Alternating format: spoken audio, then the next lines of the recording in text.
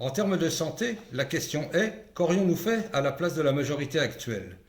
Nous aurions effectué une demande auprès de l'Agence régionale de santé pour classer Saint-Brévin en zone déficitaire pour bénéficier des aides et, en parallèle, nous aurions mené une consultation des citoyens. Nous n'avons pas eu connaissance ni de ce classement, ni de consultation. La majorité actuelle a montré son incompétence en ne prenant pas de décision à temps alors que la situation démographique des médecins était prévisible.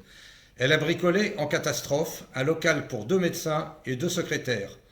Le projet a été débattu au conseil municipal de décembre 2019 sans que les crédits pour cette opération n'aient été votés au préalable, le maire se contentant de déclarer en séance « les crédits sont là ».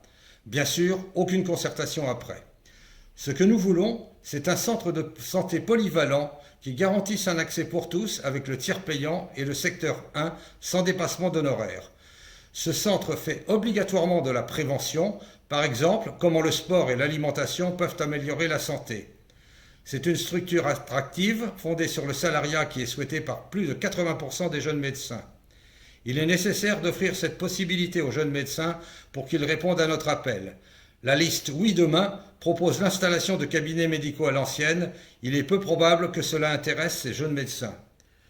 Nous transformerons le centre municipal de santé en cours de création en centre de santé polyvalent permanent qui continuera à exister après la création de la maison de santé polyvalente prévue en 2022. Le nombre de personnes embauchées et les profils dépendront des besoins de nos concitoyens. Dans le cadre de la démocratie participative, nous demanderons aux habitants quels sont leurs souhaits. Nous sommes loin des propositions faites en catimini et présentées en catastrophe en conseil municipal. La santé doit devenir un domaine régalien de la municipalité au même titre que les écoles. Ce que nous constatons, c'est qu'actuellement, avec la majorité en place, la notion de quotient familial est loin d'être appliquée. À titre d'exemple, les cantines, tarif unique, paiement du couvert à hauteur de 1,50 € pour les enfants amenant leur repas, prix supérieur pour les enfants grands allergiques. Nous appliquerons, nous, dans les cantines, le quotient familial sans jamais dépasser le prix de revient du repas.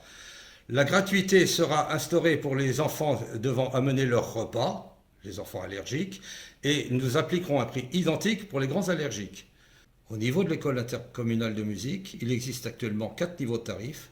On peut mieux faire et nous appliquerons également le quotient familial.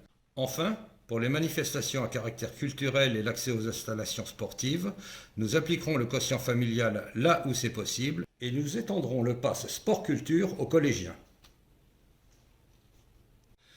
S'agissant du périscolaire, actuellement, le premier inscrit est le premier servi, le dernier inscrit n'est pas servi du tout. En conséquence, nous augmenterons le nombre de places et nous adapterons la ressource personnelle locaux à la demande. Quant à l'aide aux devoirs, qui est subordonnée à l'admission en périscolaire, c'est une prestation actuellement payante à hauteur de 1,30 € la demi-heure. Afin de la rendre accessible à tous, nous instaurerons la gratuité. Pour rappel, le Brévibus est financé par le versement de la taxe transport par les entreprises. En cas de disparition de la maison départementale, qui compensera? S'agissant de l'amélioration de ce service, tous en parlent, mais qu'ont-ils fait avant? Rien. Nous reverrons donc les horaires et circuits et les adapterons réellement aux besoins des habitants en recueillant leurs souhaits par le biais des conseils de secteur. Ils devront répondre aux horaires des liaisons extra-municipales et aux besoins réels de desserte. En termes de fracture numérique, ce que nous constatons, c'est qu'en dehors de possibilités d'accès via des équipements associatifs, il n'existe rien. Nous créerons donc un accès Internet aux services publics en mairie, accompagné et confidentiel.